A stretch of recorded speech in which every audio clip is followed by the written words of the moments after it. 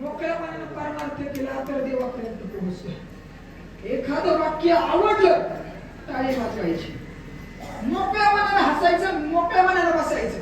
ज्याला मोकळ्या मनाने हसता येतं, ज्याला मोकळ्या मनाने बसता येतं ना, त्याला कितीही गर्दी असू द्या पंढरपूरच्या वारीत शिरता येत असते. मोकळ्या मनाने परमार्थ करायचं.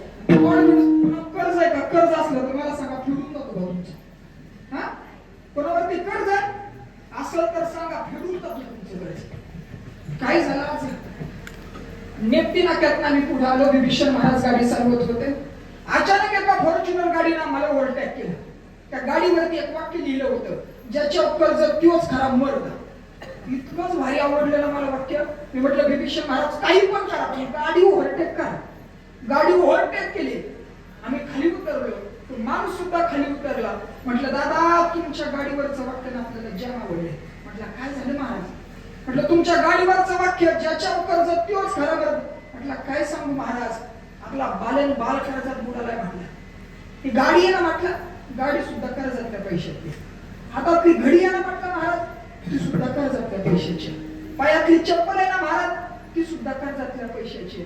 ज्या गाडीवरती जे वाक्य लिहिलंय ना, ते सुद्धा कर्जाच्या पैशानेच लिहिले, म्हणून कर्जातच लिहिले. म्हटलं काय राव टेन्शन मेन्शन, आमच्या शेतकऱ्यांना टेन्शन आलं की आत्महत्या करतात. तुम्हाला टेन्शन? म्हटलं कशाचं? कर्ज द्यायचं. म्हटलं घेतलेलं द्यायचंच नाही तर टेन्शन घेतलेलं द्यायचंच नाही महाराज. म्हटलं टेन्शन घेता कशाचं? तुम्ही सुद्धा हाच विचार करायचा, घेतलेलं द्यायचेच नाही, टेन्शन कशाच घेता?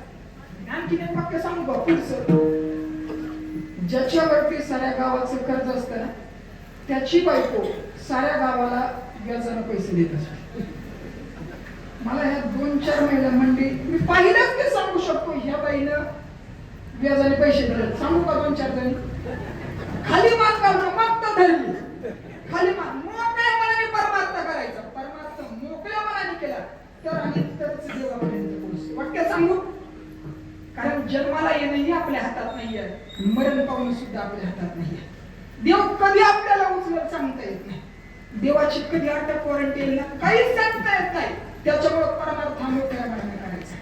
जिवंत उदाहरण सांगतो तुम्हाला, कारण मी असा कीर्तनकार आहे, मी तुमच्या समोर खूप दिवसापूर्वीच नाही सांगणार, जिवंत उदाहरण मानणार.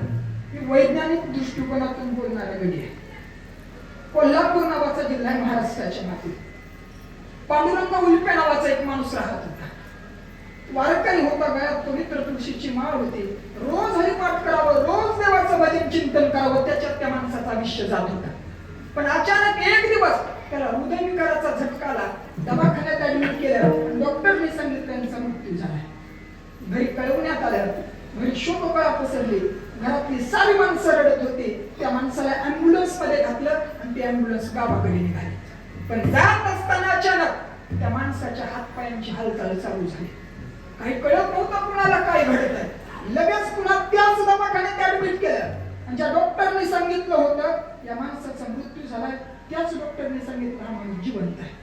फक्त जिवंतच नाही गड्यावर, तो स्वतःच्या पायावरती उभा राहिला आणि स्वतःच्या अंत्याकडे स्वतः चालत चालत गेला.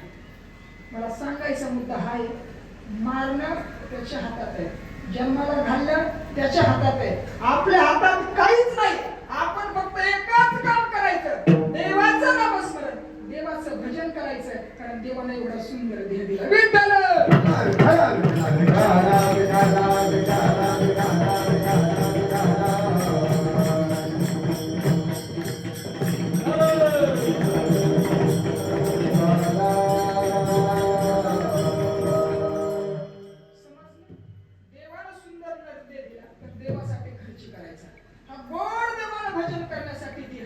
हाँ देवे दिला दे है बदना ममता कोया दाना माता बादी देना कोया दाना माता बादी देवे दिला दे है बदना ममता कोया दाना माता बादी देना कोया माता बादी देना बादी देना.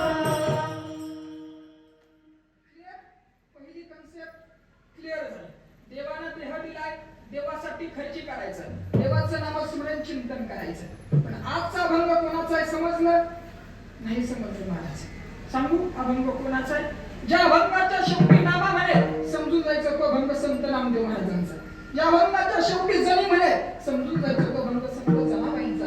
ज्या अभंगाच्या शेवटी चोखा म्हणे समजून जायचं तो अभंग संत चोखोबरांचा. ज्या अभंगाच्या शेवटी ज्ञाना म्हणे किंवा बापर कुमा देवी बोलू तो अभंग संत ज्ञानेश्वर महाराजांचा. ज्या अभंगाच्या शेवटी तुका म्हणे समजून जायचं तो अभंग संत तुकाराम महाराजांचा. बरोबर. अभंग कुणाचा आहे? मला उत्तर हवंय. अभंग कुणाचा आहे? संत तुकाराम महाराजांचा अभंग आहे. सेवा करता निवडलाय आणि तुकोबरा मार्गदर्शन करतात. पहिली एक गोष्ट सांगतो, कोणीही कोणाला उपदेश करू शकत नाही. माणसाकडे तेवढी अधिकार संपन्नता असावी लागते तर माणूस समोरच्याला उपदेश करू शकतो. समाज कोणाचा ऐकत नाही, समाज त्याचाच ऐकतो जो माणूस अधिकार संपन्न आहे. आमच्या गावातले प्रसंग सांगतो तुम्हाला. दुसऱ्या गावात गेलो तुमच्या गावातला सांगा. आमच्या गावातले प्रसंग सांगतो. पावसाळ्याचे दिवस होते आणि पावसाळ्याच्या दिवसामध्ये आता पाऊस कधी येईल सांगता येत नाही.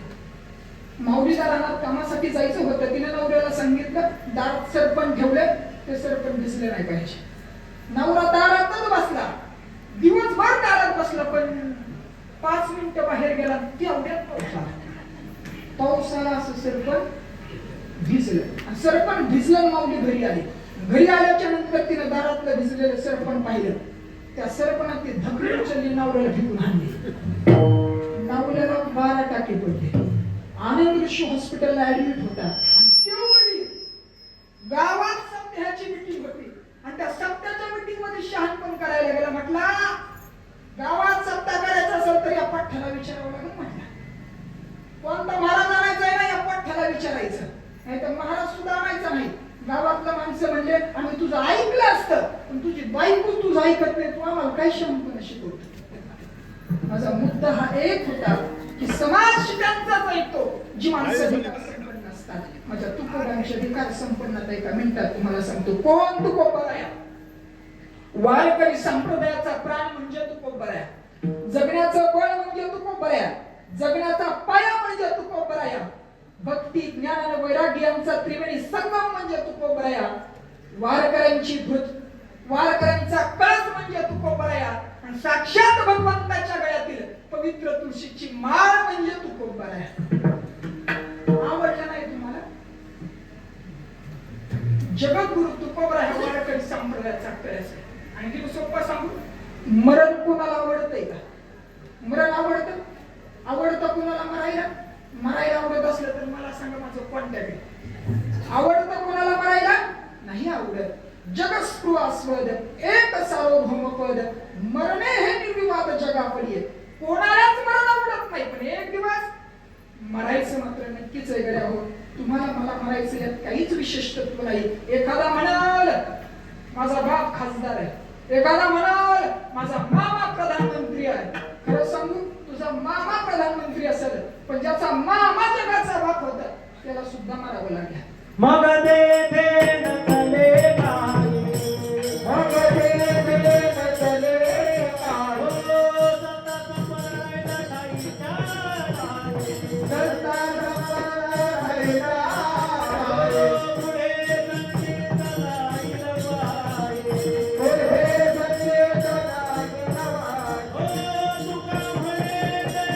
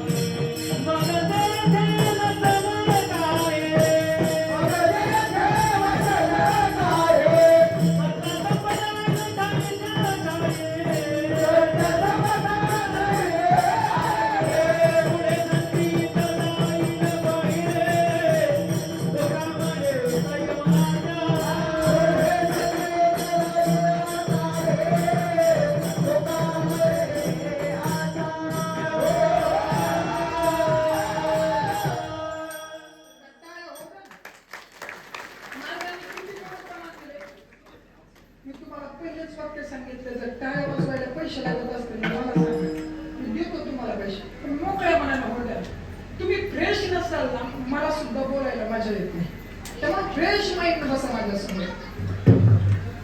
देव जरी मामा असेल तरी म्हणावं लागतंय. देवाविषयी सोडून देवाला सुद्धा म्हणावं लागतंय. देवाचाही देवाविषयी सोडून देवाच्या बापाला सुद्धा म्हणावं लागलं. यमाच्या तडाख्यातनं कोण सुटला नाही, पण त्या यमाला सुद्धा फक्त तुकाराम तुकाराम नाव घेत तुकाराम तुकाराम नाम घेता कापे यम, नाम घेता कापे यम, नाम घेता नाम तुकाराम नाम घेता कापे यम, नाम घेता कापे यम, नाम घेता कापे यम. तुकाराम तुकाराम नाम घेता कापे यम, नाम घेता कापे यम, नाम घेता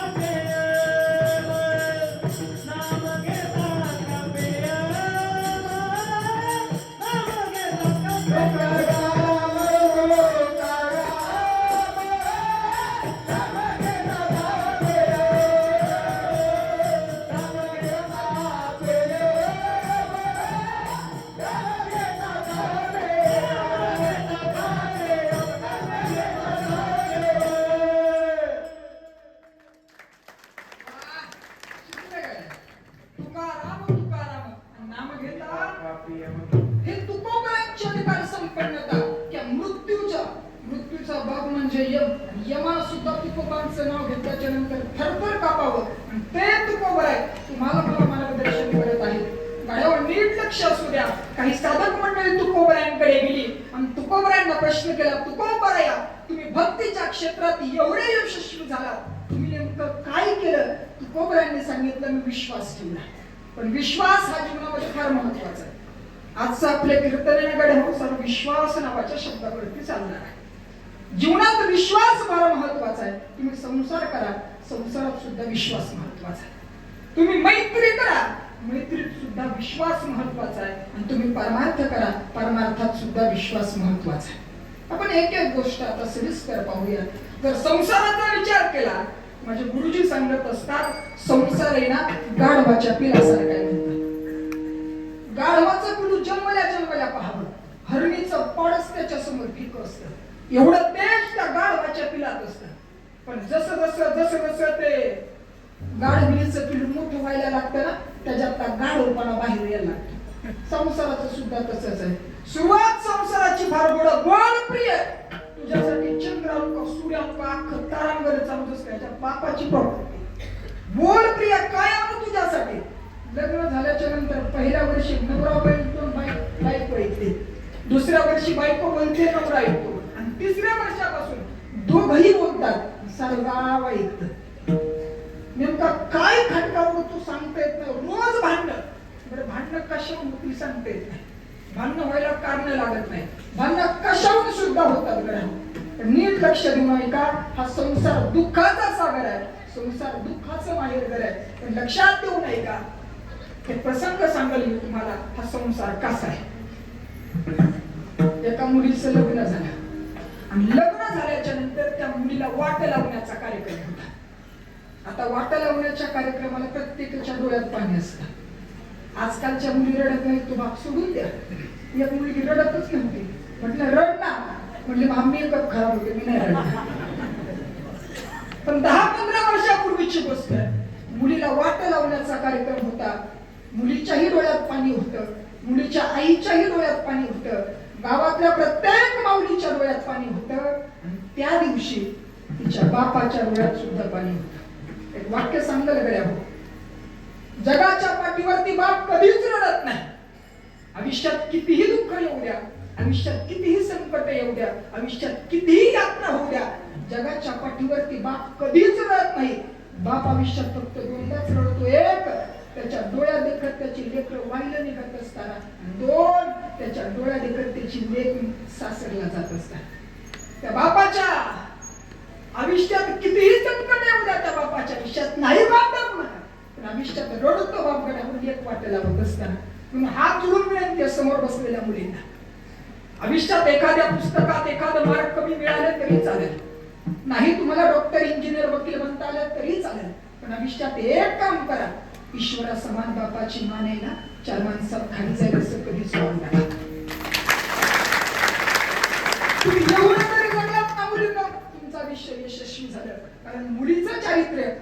काचेचं भांड आहे. एकदा का तडा गेला ते भांड पुन्हा जोडता येत नाही. मुलीचं आयुष्य सुद्धा काचेच्या भांड्यासारखं आहे. एकदा का चारित्र्याला तडा गेला ते चारित्र्य पुन्हा जोडता येत नाही. तुमचा बाप गरीब असेल पूर्ण, तुमच्या बापाकडे फाटलेला सदरा असेल, डोक्यावरती फाटलेली टोपी असेल, पण तुमचा बाप स्वाभिमानी आहे. आयुष्यात कधीच कोणासमोर झुकणार नाही. कितीही संकट येऊ द्या डगमगणार नाही. त्याच्या चटणीला तेल नसलं तरी चालेल, पण तो बाप स्वाभिमानानं जगत असतो. पण असं एखादं कृत्य झालं तर बापाची 4 मान सन्मान खाली झुकली जाते आणि त्या बापाला तो अपमान कधीच सहन होत नसतो. हात जोडून विनंती, ईश्वरा समान बापाची मान आणि ईश्वरा समान आईची मान 4 माणसात झुकल असं कधीच वागू नका. तुमचा विषय यशस्वी होऊन जाईल. मुलीला वाट लावण्याचा प्रसंग होता. बापाच्याही डोळ्यात पाणी होतं, आईच्याही डोळ्यात पाणी होतं, साऱ्या गावातल्या माणसांच्या डोळ्यात पाणी होतं. त्या मुलीलाच एक 8 वर्षांचा भाऊ होता. तो भाऊ पळत पळत आला आणि त्यानं बापाला प्रश्न केला, बाबा का म्हणून ही सारी माणसं रडतायत? बापाने सांगितलं तुझी बहीण वाट लावली आहे ना म्हणून रडताय.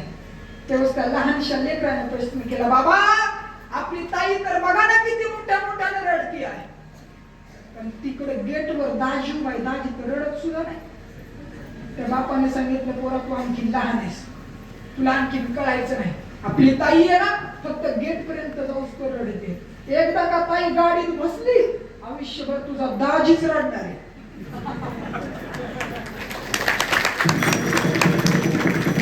तुम्हाला पटलं की तुम्ही टाळ्या वाजवा. आता माझं काही झालेलं नाही, मला अनुभव नाही. तुमच्या सारख्यांचं पाहत असतो, सांगण्याचा प्रयत्न करतो. संसार एवढा दुःख बांधवडी आहे, एवढा दुःखदायक आहे, पण या संसारात सुद्धा आनंद निर्माण करता येतो बरं का. आणि या संसारात सुद्धा विश्वास असेल तर नातं टिकतं. त्या संसारात पैसा लागत नाही, त्या संसारात संपत्ती लागत नाही, त्या संसारात विश्वास लागतो. विश्वासी तो करी स्वाभिमानी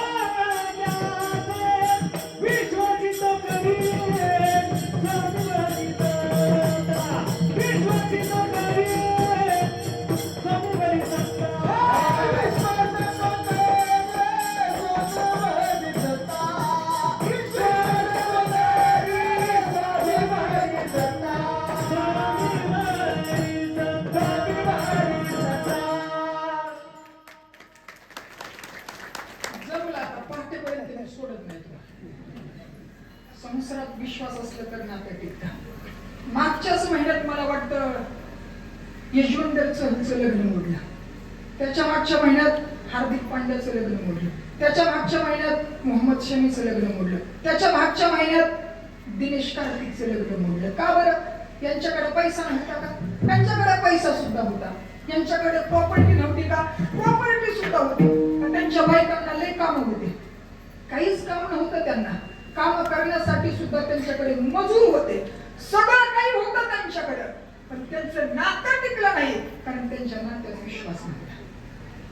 माझ्या समोर बसलेली 70-80 वर्षांची आजी आजोबा आहेत. कदाचित आज दोघांचं जमत नसेल. म्हातारी एकीकडून आला की म्हातारी दुसरीकडून निघत असेल. कदाचित दोघांचं एकमेकांचं ते थोबाड सुद्धा पाहत नसतील. पण आजही जर आजी आजारी पडले, आजोबा काहीच बोलणार नाही. गावातल्या दवाखान्यात जातील, आजीसाठी 4 गोळ्या घेऊन येतील, आजीचं धुणं धुतील आणि बापा जर आजारी पडले तर आजी फिरकून भाकर देईल, पण आजोबाला उपवास झोपू नाही देणार. त्यांच्याकडे पैसा नाहीये, त्यांच्या नात्यात संपत्ती नाहीये, त्यांच्या नात्यात गाडी बंगला काहीच नाहीये. फक्त आजीलाही विश्वास आहे हे म्हातारं मरेपर्यंत माझी साथ सोडणार नाही. म्हातारीला सुद्धा विश्वास आहे हे म्हातारं मरेपर्यंत माझी साथ सोडणार नाही. हा नात्यातला विश्वास जिवंत असला तर नात्यात टिकतं.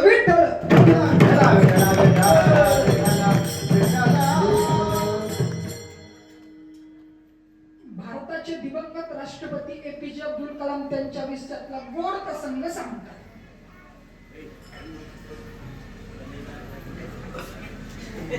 डॉक्टर एपीजे अब्दुल कलाम सांगतात, विठ्ठल विठ्ठल विठ्ठल.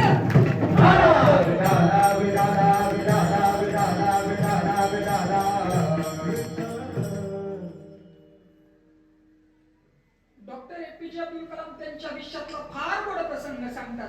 ते सांगतात की संध्याकाळची वेळ होती, आमच्या आईने सुंदर असा स्वयंपाक बनवला होता. घरातल्या सगळ्या माणसांनी जेवण केलं. आमचे वडील जेवायचे राहिले होते. आमचे वडील आले, जेवणासाठी ताटावरती बसले. आमच्या आईने सुंदर भाकरी वडिलांना वाढली, पण ती भाकरी मात्र जळालेली होती. वडिलांनी एक शब्द सुद्धा काढला नाही.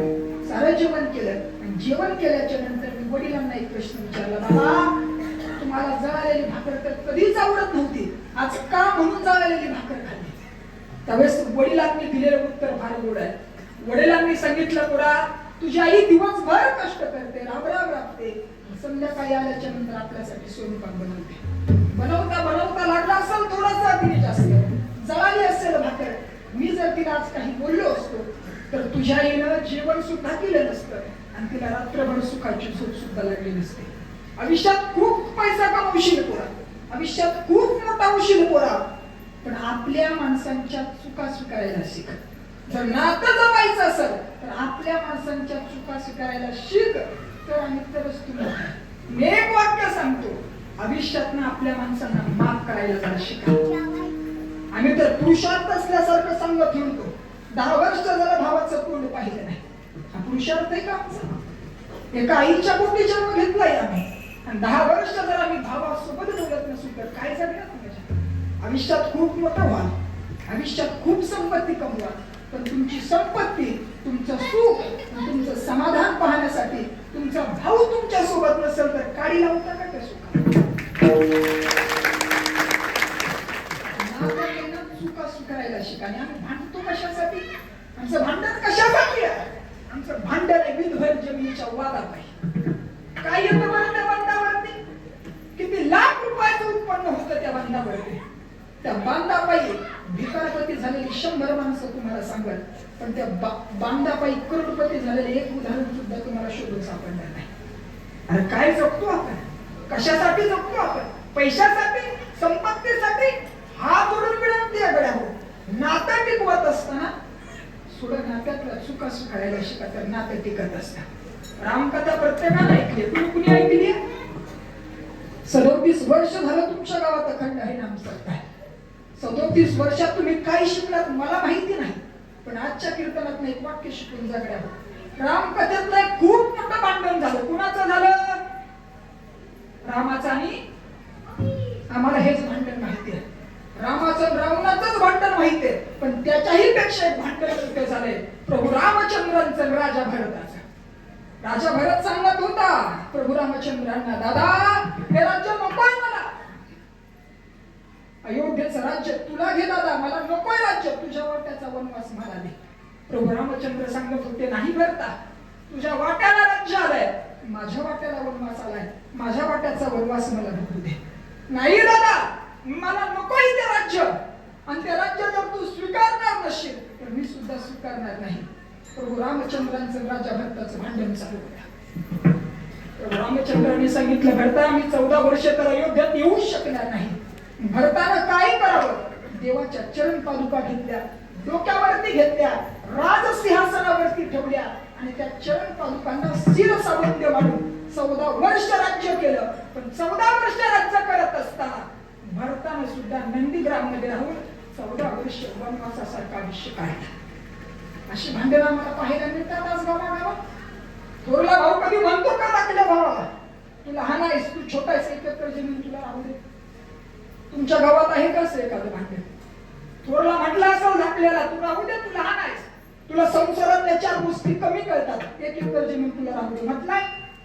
एखादा धाकटा भाऊ म्हटला का थोरल्या भावाला की तू मोठा आहेस, तुझ्यामुळं तू माझ्या शिक्षणासाठी तुझं शिक्षण सोडलंस दादा, तुझी लेकरं शिकायची बाकी आहे दादा, आज मी नोकरीला आहे, 50-60 हजार पगार आहे दादा मला, तुला 1 एकर जमीन जास्तीची राहू म्हटलाय का तुला आपल्या भाऊ? आमची वाद कशासाठी? विधभर जमिनीच्या वादात एक वाक्य सांगायला मिळावं. 37 वर्षाच्या अखंड हरिनाम सप्ताहातून आम्हाला भावाभावांचे रिलेशन सांभाळता आले ना, आम्ही यशस्वी झालो. मला आनंद वाटला आज मी मंगेशच्या घरी गेलो आणि मंगेशच्या घरी गेल्याच्या नंतर त्याच्या वडिलांचं आणि त्याच्या चुलत्यांचं प्रेम पाहू. आणि गड्यावर जगण्यात भाऊ भावाशी सोबत असला ना, आयुष्यात कितीही संकट येऊ द्या नाही डगमगता येत, कारण तुमचा भाऊ तुमच्या सोबत असतो. राम रावणाचं युद्ध संपलं, रावणाचे शेवटचे क्षण शिल्लक होते. रावण देवाला सांगत होता, देवा तू माझ्यापेक्षा तू कशातच श्रेष्ठ नव्हतास. संपत्तीचा विचार केला तर माझी पुढील लंकाच होण्याची, सामर्थ्याचा विचार केला तर साऱ्या 33 कोटी देवांना मी बंदिवासात ठेवलंय, आणि तत्वज्ञानाचा विचार केला तर रावणासारखं भगवान शंकरावरती तांडव सुरूच लिहिलेलं नाही. विद्वानही रावण होता, सगळ्यात गोष्टी श्रेष्ठ होता, पण रावणाचा पराभव झाला आणि प्रभू रामचंद्रांचा विजय झाला. रावण सांगतो, ह्या विजय तुझा फक्त एकाच कारणामुळे झालाय.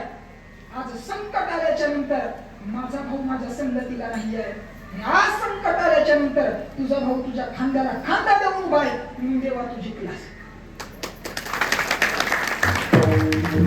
आम्हाला जगण्याची ही उंची सांभाळता आली ना, भावा भावांनुसार जगता आलं ना, आयुष्याचा प्रवास इतका आनंदीमय होऊन जाईल ना, खूप आनंदीमय होऊन जाईल. एकच वाक्य सांगतो, आयुष्यात संकट आल्याच्या नंतर तुमचे नातेवाईक तुम्हाला 4 दिवस फोन करते, तुमचे मित्रमंडळी 4 दिवस फोन करते, पण आयुष्यात खरं संकट आल्याच्या नंतर तुमचा भाऊच तुमच्या पाठीशी उभा राहणार, ही सगळ्यात महत्वाची गोष्ट आहे.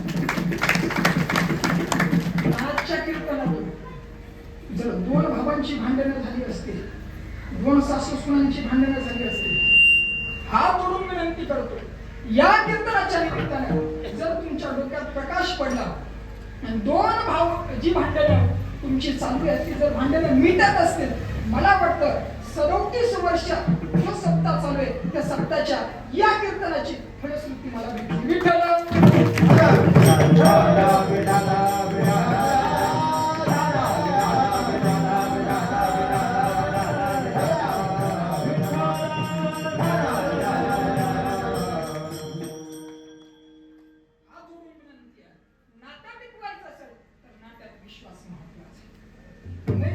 मैत्री टिकवायची असेल ना, मैत्रीच्या नात्यात सुद्धा विश्वास फार महत्वाचा आहे. आयुष्यात माणसाला मित्र असावा, जीवनात मित्र फार महत्वाचा आहे. एक वाक्य सांगतो तुम्हाला, मित्र कसा असतो तर मित्र हा ढालीसारखा असतो. ज्यावेळेस आमच्या आयुष्यात संकट असतं किंवा युद्धाचा प्रसंग असतो, आपल्या पाठीशी असलेली ढाल आपल्या अंगावरती येणारे वार झेलण्याचं काम करत असते. पण ज्यावेळेस आपल्या आयुष्यात संकट नसतात त्यावेळेस तीच ढाल अशी पाठीशी शांतपणे उभी असते. मित्र सुद्धा तसाच असतो गड्यावर. आयुष्यात सुख असेल मित्र पाठीमागे उभा राहील, आयुष्यात दुःख असेल तर तुमच्या आयुष्यातलं दुःख झेलण्यासाठी तुमचा मित्र तुमच्या समोर उभा असतो. एक वाक्य सांगू गड्या, खरा मित्र त्यालाच म्हणायचं, कोणाला? तुमच्या आयुष्यात आलेलं संकट नीट लक्ष देऊन ऐका आणि आवडलं तर टाळ्या वाजवा. तुमच्या आयुष्यातलं आलेलं संकट देवाच्या अगोदर बाजूला काढण्याची हिंमत ठेवतो ना, त्याचं नाव आहे खरा मित्र. तू असतो म्हणून मैत्रीचं नातं जपायला शिका. या नात्यात सुद्धा विश्वास महत्वाचा आहे. किती असावा विश्वास? 5 मिनिटात तुमच्या समोर शिवचरित्र सांगणार आहे. मैत्रीतला विश्वास किती प्युअर असावा ना गड्या हो. आम्हाला तानाजी मालुसरे आणि छत्रपती शिवाजी महाराजांकडे पाहून शिकत.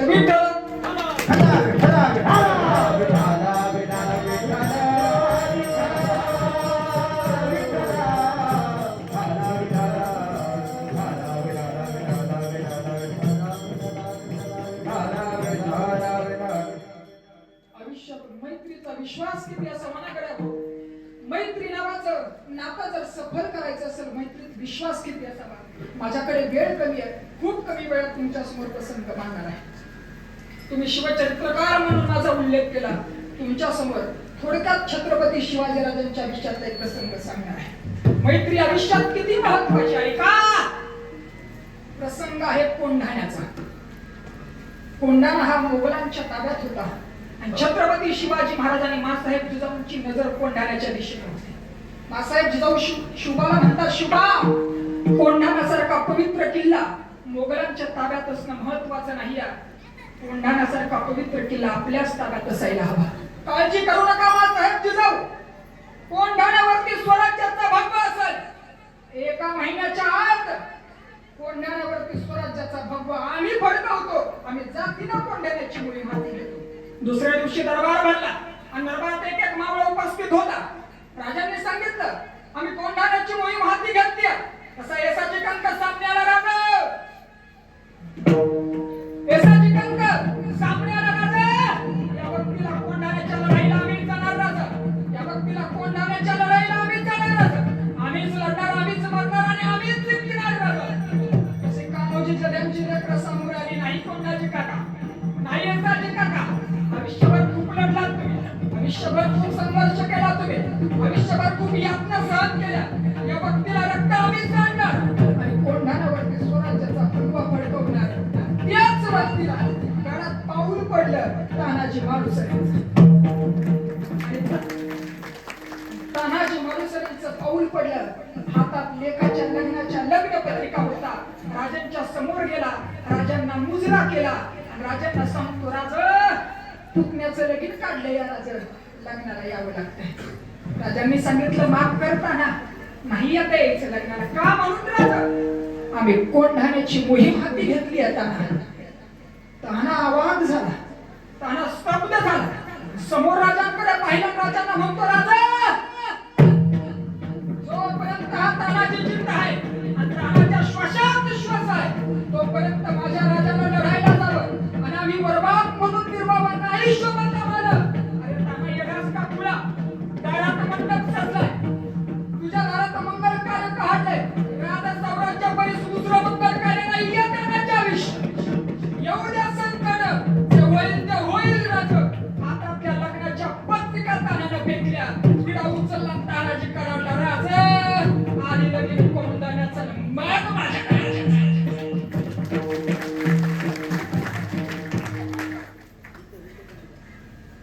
आणि बघता बघता तानाजी मालुसरे आणि शिवाजी राजांची गळाभेट झाली. राजांच्या डोळ्यातनं टच दिशी पाणी गळालं आणि तानाच्या डोळ्यातनं सुद्धा टच दिशी पाणी गळालं. कारण ही भेट शेवटची होती. तसा तानाजी म्हणतो राजा रडू नका, काळजी करू नका. जरी यमाना आमच्यावरती घाव घातला तरी राजगडाच्या पायरीला डोकं टेकवलं तर नाही मारायचो म्या. तानाजीराव असं भद्र करू नका. आम्ही स्वराज्याचं स्वप्न पाहिलंय पण तुम्हा मावळ्यांच्या सवय. तुमच्या विना इंद्राचं इंद्रपदही मिळणार असेल तर कृपया मला. पण तुम्हा सर्वांच्या सवय सह्याद्रीचा काळा दगड सुद्धा स्वतःचं सिंहासन मानून तर येतेच लोककल्याणकारी राज्य करून तानाजीराव आम्हाला तुम्ही हवे आहात. त्याच दिवशी तानाजीच्या डोळ्यातलं पाणी मिळालं. ही भेट शेवटची ठरली. बघता बघता तानाजी मालुसरे निघाले. संगतीला होता सूर्याजी मालुसरे, संगतीला होता शेलार बाबा. पाश्चर्यवंत पवळ्यांची फौज तानाजी मालुसराने कोंढाण्याच्या पायथ्याशी द्रोणागिरीचा कडा हेरला. वर पेंग असलेले पहारेकरी मौलांनी सपासप कमाला सुरुवात केली. रक्ताच्या चिरकांड्या यातनेचा कल्लोळ उडू लागला. कुणाचा हात तुटत होता, कुणाचा पाय, कुणाचा मस्तक छाटलं जात होतं. मराठ्यांच्या तलवारी माऱ्यासारख्या चालत होत्या. बघता बघता कल्याणचा दरवाजा उघडला. कल्याणच्या दरवाजातून 500 जिरवंत मावळ्यांची फौज आत गर्दी झाली आणि तुटून पडली कलिमावर. सपासप मस्तक छाटली जाऊ लागते, रक्त सांडलं जाऊ लागलं. मराठ्यांच्या तलवारी माऱ्यासारख्या चालू लागल्या. झोपेत असलेल्या यवनाचं सैन्य सपासप कापायला सुरुवात केली. आवाज उदयभानाच्या कानापर्यंत पोहोचला आणि उदयभान येता झाला राजांच्या समोर आला. तानाजी मालुसरेंच्या समोर उभा राहिला. तानाला म्हणतो ताना तू. तसा करायला तानाजी मालुसरे अरे हा तुझा बाप छत्रपती शिवाजी राजांचा मावळा. नरेंद्र तानाजी मालुसरे म्हणतात या देहाला. बघता बघता ढालीवरती ढाल, तलवारीवरती तलवार पडली. दोघांचं युद्ध चालू झालं. रक्ताच्या चिरकांड्या यातनेचा कल्लोळ उडू लागला. रात्र थरारली, काळोख थरारला. मावळ्यांच्या तलवारी माऱ्यासारख्या चालू लागल्या. सपासप मस्तका छाटू लागल्या. स्वतः तानाच्या हातातल्या तुम्ही तलवारी माऱ्यासारख्या भिडत होत्या. बघता बघता उदयभानाने एक वार केला. तानाच्या हातातली ढाल तुटली. तानाने डोक्यात असलेला कांडाला तानाजी तसाच लढू लागला. तानाच्या अंगावरती एकही जागा राहिली नव्हती जिथं वार झाला नाही. तानाच्या अंगात रक्त रक्त बाहेर पडत होतं. पण तानाजी मागे हटत नव्हता का? स्वराज्याचा भगवा कोंढाण्यावरती फडकला नव्हता. तानाजी लढत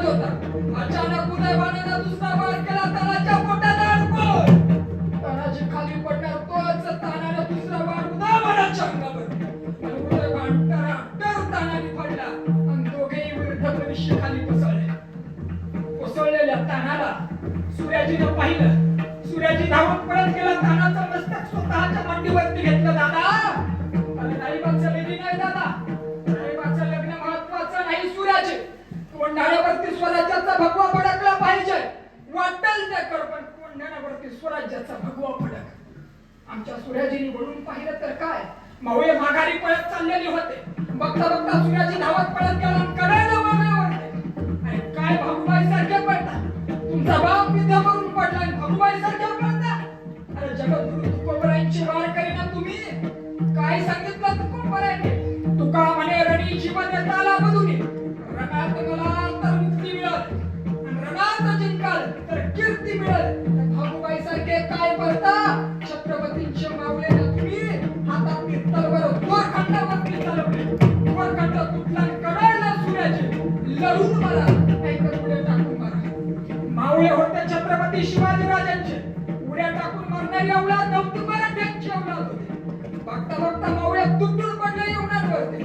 शर्त केली प्राणाची, माझा शिवाजीराजा संघाचा एक मावळा 100ला भारी आहे. इथं एक मावळा 500ला भारी पडत होता. निसर्गाला कापत होता, फाडत होता, तोडत होता, रक्त सांडत होता. आणि अखेर मावळ्यांनी शर्त केली आणि कोंढाण्यावरती स्वराज्याचा भगवा फडकवला. कोंढाण्यावरचा फडकलेला भगवा माझ्या शिवाजीराजाने पाहिला. कोंढाण्यावरचा फडकणारा भगवा शिवाजीराजांनी राजगडावर पाहिला आणि राजा निघाला तानाजीला भेटण्यासाठी. जिजाऊंनी सांगितलं, जा शिवा, माझ्या तानाला घेऊन ये. कधी माझ्या तानाला मिठी मारते असं झालं. इकडे तानाजी रक्ताच्या थारोळ्यात पडला होता. शेवटचे श्वास शिल्लक होत्या तानाजी मालुसरेंचे. बघता बघता छत्रपती शिवाजी महाराज कोंढाण्यावरती येते झाले. राजे विचारत होते मावळ्यांना, कुठे माझा तानाजी, कुठे माझा तानाजी? पण मावळ्यांची मस्तक मात्र खाली झोपली होती. कशा सांगणार? तुमचा तानाजी रक्ताच्या थारोळ्यात न्हालाय राजा, तुमचा तानाजी रक्ताच्या थारोळ्यात न्हालाय. राजा धावत पळत पुढे गेले. समोर पाहिलं, रक्ताच्या थारोळ्यात न्हालेला तानाजी पाहिला आणि तानाने शिवाजीराजांना पाहिलं. राजा आलात नाही राजा, तुमचीच वाट पाहत होता हा तानाजी. माझ्या तुकोबरायांना न्यायला साक्षात पंढरीचा पांडुरंग आला आणि आज या तानाजीरावला न्यायला त्याचा राजगडावरचा पांडुरंग आलाय. आणखी काय हवं या देहाला? कृताकृत झालो, इच्छा केली ते पावलो. राजा सगळं मिळालं मला राजा, सगळे मिळाले राजा. राजे धावत गेले, तानाचं मस्तक स्वतःच्या मांडीवरती घेतलं. राजा रडता कशासाठी? नका रडू राजा. राजा दुःख एकाच गोष्टीचं वाटतंय, या उत्तरच्या प्रवासात तुमच्या सोबत साथीला नसणारे मी राजा. तुमच्यावरती होणारे वार झेलण्याची संधी नाही मिळायची राजा या तानाला.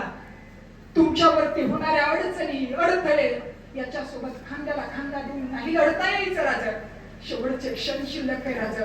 पण राजा, दगड झालो तर रायगडाच्या पायरीचा होईल, माती झालो तर सह्याद्रीची होईल, माळ झालो तर पवित्र कवड्याची माळ होईल, तलवार झालो तर भवानी तलवार होईल. आणि राजा मावळा म्हणून जर मला आला तर छत्रपती शिवाजी महाराजांचा मावळा म्हणून. माझ्या तानाने देह ठेवला गड्या हो, माझ्या तानाने देह ठेवला. आणि शिवाजी राजा अरे छत्रपती होता, छत्रपती होता शिवाजी राजा. पण तानाचा देह स्वतःच्या छातीशी कवटाळला आणि लहान लेकरासारखा हुंबरडा फिरू फिरू राजा रडू लागला. आणि राजांच्या मुखात शब्द बाहेर पडला, आज कोंढाण्यासारखा गड आला पण माझ्या तानासारखा सिंह गेला. तानाच्या पराक्रमानं तो कोंढाणा पावन झाला आणि त्या कोंढाण्याला नाव पडलं सिंहगड. सिंहगड नावानं तो कोंढाणा ओळखला जाऊ लागला. प्रसंग एवढ्यावरती संपत नाही माई बापा हो. माझ्या छत्रपती शिवाजी राजानं तानाचा देह स्वतःच्या खांद्यावरती उचलला आणि ज्या पालखीतनं छत्रपती शिवाजी महाराज आले होते त्या पालखीत तानाचा देह ठेवला. आजपर्यंत राजाच्या पालखीला खांदा देण्याचा मान सरदारांना मिळत असेल, पण जगाच्या पाठीवरची एकमेव पालखी होती, खांदा छत्रपती शिवाजी राजांचा होता आणि पालखीत त्यांचा जीवलग मित्र तानाजीराव होता. राजांनी पालखी राजगडाच्या समोर आणली. जिजाऊ पंचारतीचं ताट घेऊन उपस्थितच होत्या. त्यांना तानाला ओवाळायचं होतं. पालखीच्या जवळ गेल्या. पालखीचा दरवाजा उघडला आणि आत पाहिलं तर ताना मरलेल्या अवस्थेत पडला होता. ताना शहीद झाला होता, पण तानाचे डोळे मात्र सतार उघडे होते. म्हणून मासाहेब जिजाऊंना शेवटचं पाहताय की काय असं वाटावं. जिजाऊंनी तानाला जवळ घेतला, छातीशी कवटाळलं आणि जिजाऊ धाय मोकळून रडू लागली.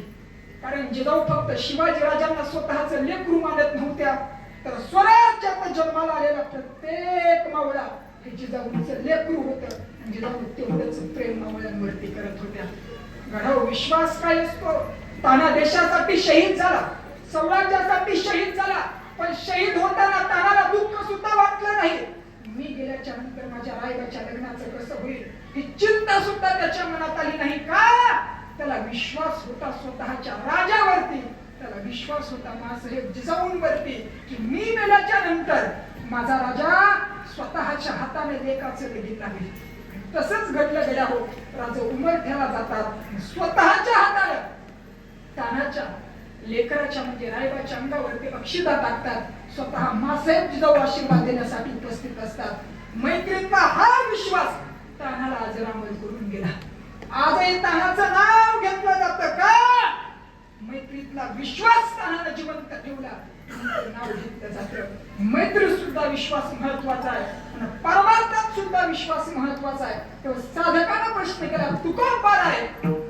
संसारात ज्याप्रमाणे विश्वास महत्वाचा आहे, मैत्रीतही विश्वास महत्वाचा आहे आणि परमार्थातही विश्वास महत्वाचा आहे. पण तू कोण पार आहे? परमार्थात विश्वास कोणावरती ठेवायचा?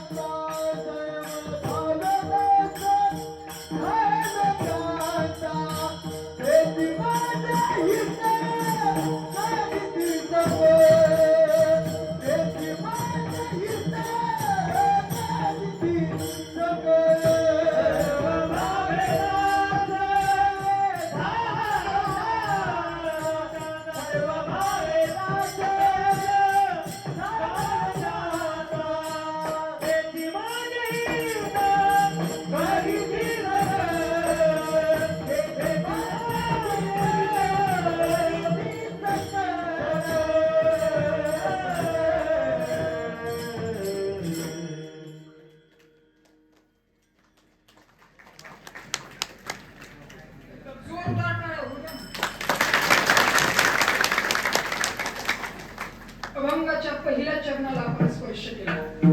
परमार्थात विश्वास महत्वाचा आहे, पण कोणाच्या पायावरती ठेवावा? तर तो विश्वास संतांच्या पायावरती ठेवावा. पण संत समजणं सुद्धा महत्वाचं आहे बरं. कोणत्याही संतांच्या पायावरती विश्वास ठेवू नका. संत आजही समाजाला समजलेले नाही. आजही समाजाला संत समजलेले नाही. समाजाला जर संत समजले असते तर त्यांनी ज्ञानोबांना त्रास दिला नसता, त्यांनी तुकोबांना त्रास दिला नसता. समाजाला संत नाही समजले गेला. आजही समाजानं भगवी वस्त्र परिधान केलेली त्याला संत मानले. आजही समाजानं गळ्यात मोठा मोठा माळा घातला की संत झालं असं समाजाला वाटतं. पण खरं सांगू, संत नावाची व्यवस्था नसून संत नावाची अवस्था आहे आणि त्या अवस्थेपर्यंत पोहोचण्यासाठी प्रचंड त्याग आहे. संत कोणाला म्हणायचं? माझ्या निळोबारायांनी सांगितलं. संतांची व्याख्या निळोबार आहे. त्यांच्या अभंगात सांगतात की त्याची संत ज्यांचा हेतू विठ्ठल, ज्यांचा हेतू भगवंताची प्राप्ती करणं आहे ना, त्यांना संत म्हणतात. निळोबारायांचं वाक्य. प्रसंग असा घडला गड्या हो, पांडवांना पांडवांचं राज्य मिळालं आणि पांडवांना त्यांचं राज्य मिळाल्याच्या नंतर भगवान श्रीकृष्ण हस्तिनापुरातून द्वारकेला जायला निघाले. जात असताना कुंती मातेचं दर्शन घेतलं आणि कुंती मातेला प्रश्न केला, आत्या जातोय मी आता, तुला काही हवंय का? आत्यानं सांगितलं, देशील ना खरंच? हो का आत्या, तू माग ते मी तुला देतो. त्यावेळेस त्या कुंतीने सांगितलं, कृष्णा मला माझ्या आयुष्यात मला दुःख हवंय. त्यावेळेस भगवान श्रीकृष्ण विचारतात, त्या कशासाठी दुःख हवंय? उभ्या आयुष्यात तू दुःख सहन केलंय, तुझं राज्य असून तुला राज्य मिळालं नाही, त्याच्यासाठी संघर्ष करावा लागला, वनवासाला जावं लागलं, एवढं दुःख तुझ्या आयुष्यात आहे. आता कुठे सुखाचे क्षण आले, पुन्हा दुःख मागायला लागले? अरे कृष्णा, जोपर्यंत माझ्या आयुष्यात दुःख होतं ना, त्यावेळेस तू माझ्या सोबतीला होता. पाहते पांडव अखंड वनवासी होते पांडव, पण द्वारकेचा राणा त्या पांडवांच्या घरी उतरल्या हो. त्यावेळेस कोणती माता सांगते, देवा ज्या वेळेस माझ्या आयुष्यात दुःख होतं, त्यावेळेस त्या दुःखात तू माझ्या खांद्याला खांदा घेऊन उभा होता. आयुष्यात सुख आलं, तू माझ्या आयुष्यातून जायला लागला. देवा जर माझ्या आयुष्यातून तू जात असशील सुख आल्याच्या नंतर, मला सुख नकोय, मला दुःख हवंय. त्यांना संत म्हणतात विठ्ठल.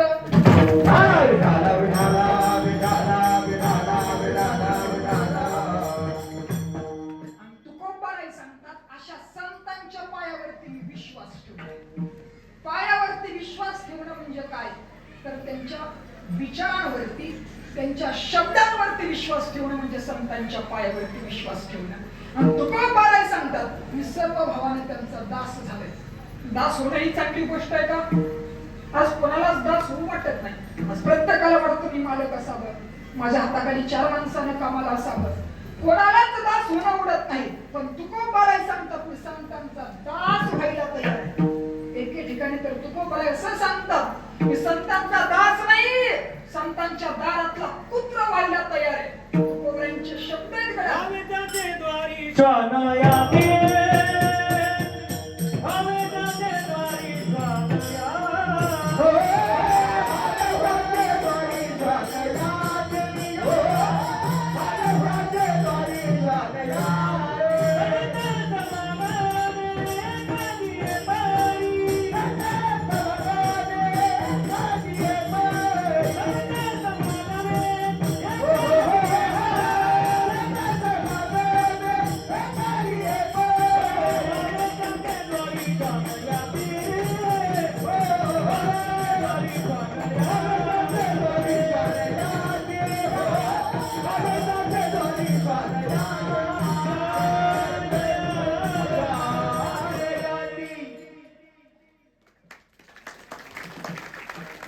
तुकोबाराय सांगतात, मी संतांच्या दारातला पुत्र सुद्धा व्हायला तयार आहे. का? तर संतांच्या पायावरती म्हणजे संतांच्या विचारांवरती लक्ष दिल्याच्या नंतर, त्यांचं दास झाल्याच्या नंतर माणसाला खऱ्या ज्ञानाची प्राप्ती होते. म्हणून ज्ञान मिळवण्यासाठी ना माणसाने नम्रता हा गुणधर्म स्वीकारला पाहिजे. जर माणसाकडे नम्रता नसेल तर माणसाला ज्ञान मिळू शकत नाही. ही सगळ्यात महत्वाची गोष्ट. एक वाक्य सांगायला तुम्हाला खूप महत्वाचं आहे. आयुष्यात माणसाला कोणत्याच गोष्टीचा अहंकार करायचा नाही. ना माणसाला आयुष्यात संपत्तीचा अहंकार करायचा, कारण संपत्ती आज तुमच्याकडे उद्या दुसऱ्याकडे असेल. माणसाला ज्ञानाचा सुद्धा अहंकार करायचा नाही, कारण ज्ञानाचा अहंकार केला तर ते ज्ञान माणसाला पचत नाही. एक वाक्य सांगेल, जर ज्ञानाचा अहंकार निर्माण झाला तर ते ज्ञान विष होतं, आणि ज्ञानात नम्रता जन्माला आली तर ज्ञान साक्षात अमृत. म्हणून माणसानं ज्ञानाचाही अहंकार करायचा नाही, आणि माणसानं स्वतःच्या अंगातल्या ताकदीचा सुद्धा अहंकार करायचा नाही, कारण एक दिवस जिरल्याशिवाय राहत नाही. एकच वाक्य सांगेल, ज्यानं आयुष्यात स्वतःच्या अंगातल्या ताकदीचा अहंकार केला, ज्यानं स्वतःकडे असलेल्या ज्ञानाचा अहंकार केला, ज्यानं स्वतःकडे असलेल्या सत्तेचा संपत्तीचा अहंकार केला, त्याचा दुर्योधन झाला. ज्यानं आयुष्यातल्या सत्तेचा, संपत्तीचा, ज्ञानाचा अहंकार केला तो दुर्योधन झाला. ज्यांच्याकडे सत्ता होती, संपत्ती होती, ताकद होती, सामर्थ्य होतं, तरी जगद्गुरु तुकोबारायांच्या समोर 2 तास बसून कीर्तन ऐकलं तर राजाधिराज छत्रपती शिवाजी महाराज झाले. ताकद नम्रतेची. आयुष्यात नम्रता फार महत्वाची आहे. नम्रता असल्याशिवाय माणसाला देव सुद्धा सुद्धा मिळत नाही. कारण तुकोबाराय सांगतात, नम्र झाला होता तेने बोलले माहितीये का नाही, मी इथं आल्याच्या नंतर एखादा मला मान देईल का नाही ही गोष्ट कधीच पाहायची नाही. कीर्तनाला आल्याच्या नंतर टाळ येऊन उभा राहिल्याच्या नंतर एखादा मला विचारेल का नाही कधीच पाहायचं नाही. तिथं आपल्या उन्नतीसाठी काम केलं जातं, आपल्या हितासाठी काम केलं जातं. तिथं अहंकार ठेवायचा नाही, नम्रता ठेवायची. नम्रता का ठेवली, संतांचं दास का झालं, त्याचा फायदा जगगुरु तुकोबरा भंगाच्या दुसऱ्याच्या देती माझे गीत करीते सगळे, देती माझे गीत करीते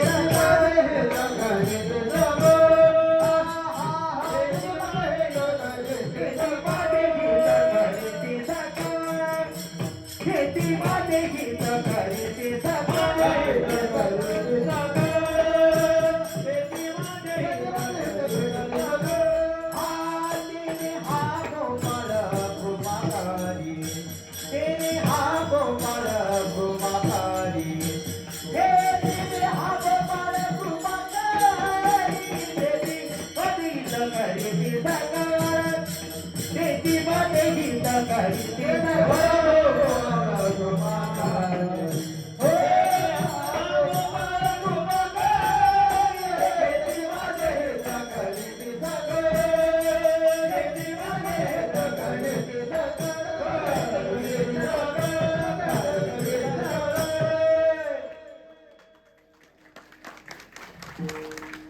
संतांच्या पायावरती विश्वास ठेवला की माणसाला काय प्राप्ती होते, तर संतांच्या संमतीत राहिल्याच्या नंतर साक्षात देवाची प्राप्ती होते. एक वाक्य सांगायला गड्या हो, माणसाला सुंदर असा नरदेह मिळाला. या नरदेहाला येऊन माणसाला जर देवाची प्राप्ती झाली नाही, तो परमानंद मिळाला नाही, तर त्याची किंमत शून्य होऊन जाते. आयुष्यात तर देवाची प्राप्ती करायची असेल ना गड्या हो, आयुष्यात संग संतांचा फार महत्वाचा आहे. कारण तुकोबाराय सांगतात की संतांच्या संगतीतच माणसाला देवाची प्राप्ती होते. हरिप्राप्तीशी उपाय धरावेत. संतांच्या पाय धरले की माणसाला भगवंताची प्राप्ती होते. बरोबर, म्हणून संतांच्या पायावरती विश्वास ठेवायचा, त्यांचं सर्व भावानं दास व्हायचं. तुकोबाराय सांगतात सगळ्यात महत्वाची गोष्ट या ठिकाणी लक्षात घ्या, आयुष्य लिमिटेड आहे. लिमिटेड आयुष्यात अनलिमिटेड असा भगवंत प्राप्त करायचा असेल तर त्याला जाणणार व्यक्तिमत्व म्हणजे एकच नाव त्याचं संत आहे. छोटासा दृष्टांत आहे माझ्याकडे, सरळ सोपा सर्वांना समजेल असा. एक माशी आहे, माशी. त्या माशीला निघोजवरून दिल्लीला जायचं. जर वैज्ञानिक दृष्टिकोनातून पाहिलं तर ते शक्यच नाहीये, कारण त्या माशीचा लाईफस्टाईल म्हणजे त्याचं आयुष्य फार कमी आहे. दुसरी गोष्ट, माशीला रस्ता सुद्धा माहिती नाहीये, ती तिथेपर्यंत पोहोचूच शकत नाही. पण एक गोष्ट आहे गड्या, ती माशी आहे ना एका खासदाराच्या घरात राहते. तो खासदार रोज निघोजवरून दिल्लीला जातोय. त्या माशीनं फक्त एक काम केलं, त्या खासदाराच्या कोटात शिरली माशी. कोटात बसून माशी पुण्यावरनं दिल्लीला फक्त 2 तासात पोहोचली. सांगायचा भाग तो एक आहे, आयुष्य सुद्धा लिमिटेड आहे. आणि लिमिटेड आयुष्यात अनलिमिटेड असा भगवंत परमात्मा प्राप्त करून घ्यायचा असेल तर त्याला जाणणारं नेतृत्व, त्याला जाणणारं व्यक्तिमत्व म्हणजे संत आहे. आणि संतच तुम्हाला देवाची प्राप्ती करून देऊ शकतात. पण त्यावेळेस एका साधकाने प्रश्न केला, तुकोबाऱ्या ठीक आहे, संतांच्या संगतीत देवाची प्राप्ती होईल, पण या प्रवासात जरा मी थकलो तर काय? जगद्गुरु तुकोबरा भंगाच्या 3ऱ्या चरणात भागलिया मन वाहतील कणी, भागलिया मन वाहतील कणी, ओ भागलिया मन वाहतील कणी, भागलिया मन वाहतील कणी,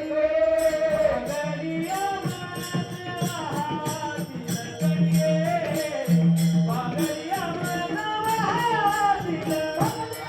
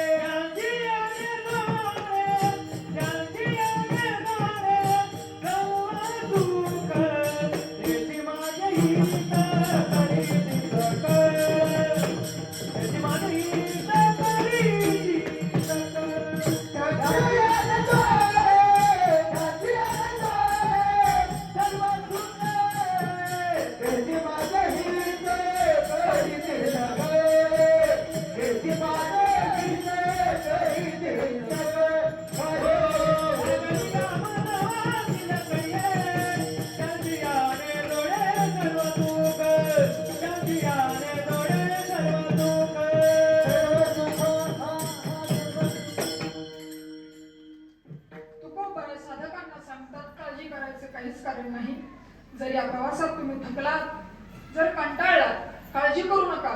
संत मायबाप आहेत, तुम्हाला स्वतःच्या कडेवरती घेतील, भगवंतापर्यंत पोहोचवतील. पुन्हा एकदा छोटासा दृष्टांत सांगतो. आता 20-25 वर्षापूर्वीचा जर कालखंड पाहिला तर माता माऊल्यांना माहेराला जायचं असेल तर त्यांच्याकडे काही गाडी नव्हती. माहेराची वाट चालत चालत माता माऊल्या जायच्या. गाड्यांची सोय नसल्यामुळे चालत चालत जायच्या.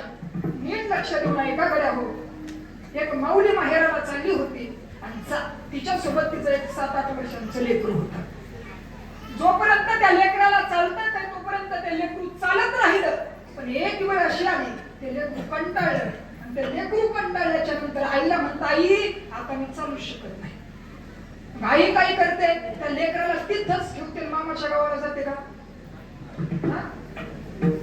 गेलात का काय तुम्ही? नाही गेले ना. आई कधीच लेकराला तिथं ठेवणार नाही, कारण संत सुद्धा मायबाप आहेत. मायबापाचं अंतःकरण लेकराला कधीच वाऱ्यावरती सोडत नाही. संत सुद्धा या प्रवासामध्ये जसं ती माय थकलेल्या लेकराला स्वतःच्या कडेवरती घेते, मामाच्या घरापर्यंत पोहोचवते, त्याच वेळेस श्वास सोडते, तसं संत आहेत मायबाप हो. संत सुद्धा तुम्हाला कडेवरती घेतील आणि सर्व सुखाची प्राप्ती करून देतील. फक्त एक काम करायचं, आयुष्यात संतांची वचनं कधीच मोडायचं नाही. अभंगाचं 4थं चरण. तो का म्हणे जय जय, तो का म्हणे जय जय, ठेविना वारे ठेविना वारे. तो का म्हणे जय जय,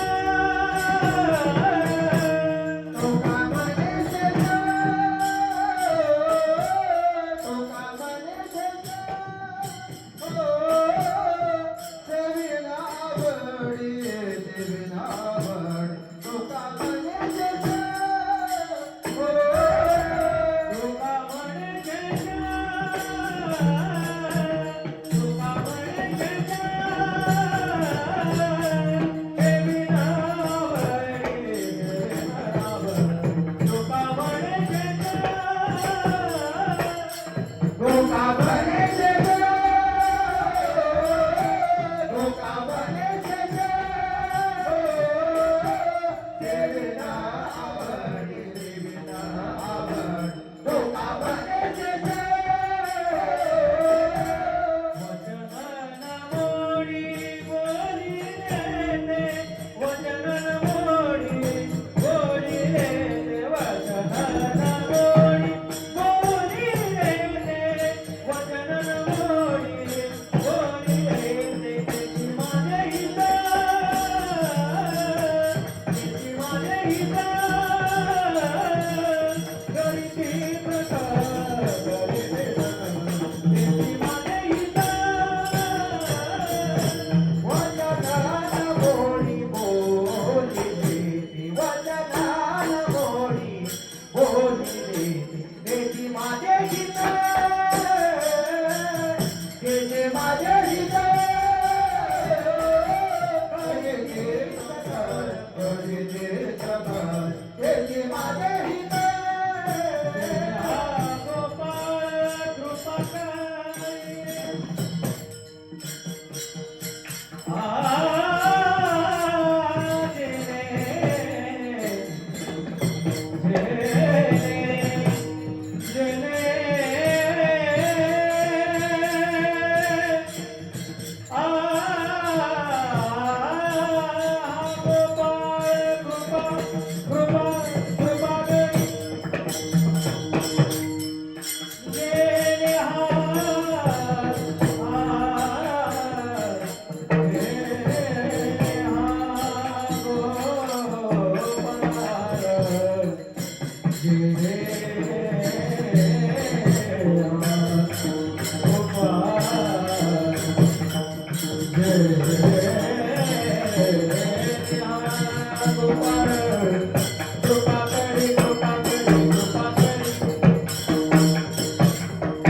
जय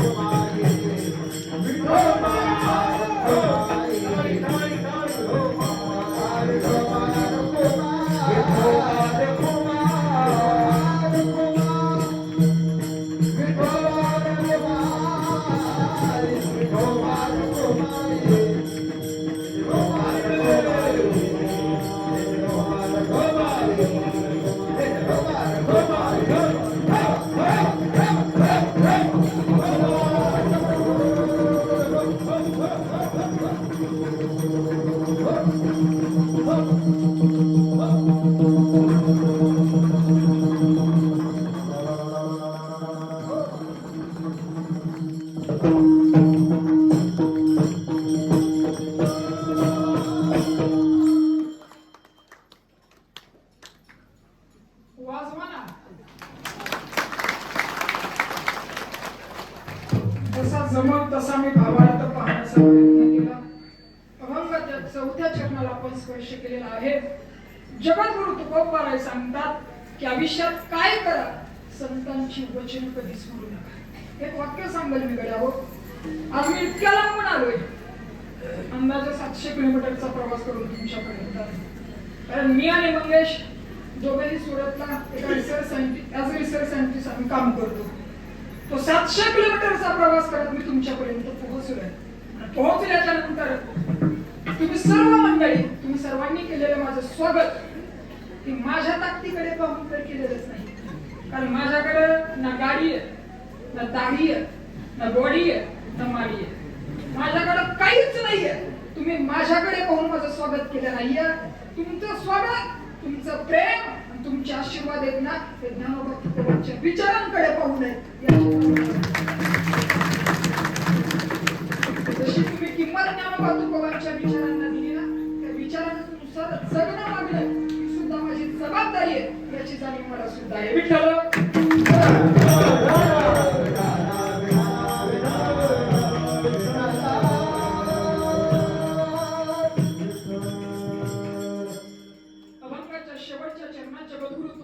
सांगतात की संतांच्या शब्दांवरती, संतांच्या विचारांवरती विश्वास ठेवा. संत सांगतील तसं वागा. संत जसं सांगतील तसं वागाल तर तुमचं आयुष्य यशापर्यंत पोहोचल्याशिवाय राहणार नाही. बोलण्यासारखं खूप आहे, पण शेवटच्या 3 मुद्दे मला या ठिकाणी मांडायचे आहेत. की संतांनी कोणत्या विचार या समाजाला दिले, संतांनी कोणत्या 3 गोष्टी या समाजाला सांगितल्यात ना गडा हो. संतांनी पहिली गोष्ट आणि पहिला विचार आणि पहिलं वचन या समाजाला दिलंय की आई वडिलांची सेवा करा. खरं सांगू गड्या हो, ज्याला हात नाही ना त्याला विचारा हाताची किंमत, ज्याला पाय नाही ना त्याला विचारा पायाची किंमत, ज्याला डोळे नाहीत ना त्याला विचारा डोळ्यांची किंमत, तशी ज्याला माय नाही ना त्याला विचारा मायेची किंमत. जोपर्यंत आई वडील आहेत ना तोपर्यंत आई वडिलांची किंमत करा. कारण एकदा का आयुष्यातून आई वडील निघून गेले, कोणत्याच गोष्टीला किंमत उरत नाही. आई वडील काय मागतात? तुमच्याकडे पैसा मागतात, तुमच्याकडे संपत्ती मागतात. 3.5 वर्ष झालं मी याचा रिसर्च सायंटिस्ट काम करतो, पण माझ्या आईने मला आजपर्यंत पेमेंट विचारलं नाही, तुला किती पगार आहे विचारलं नाही. कारण तिला त्याच्याशी काहीच देणं घेणं नाही. तिचा आजही फोन आल्याच्या नंतर मला एकच प्रश्न असतो, तू जेवण केलंयस ना? कशाची काळजी करू नको, कशाचं टेन्शन घेऊ नको, आयुष्यातली प्रत्येक गोष्ट होऊन जाईल, जीवाला खाचवू नको. आईला प्रॉपर्टी नकोय, आईला संपत्ती नकोय, आईला इस्टेट नकोय. आईला काय हवंय तर आईला तुमच्या चेहऱ्यावरचं समाधान हवंय. तुम्ही आई वडिलांना जपा ना गड्या हो, आई वडिलांना जपा. महिला मंडळ खरं सांगा, महिला मंडळ खरं सांगा, तुमचं माहेर कुठपर्यंत जिवंत आहे?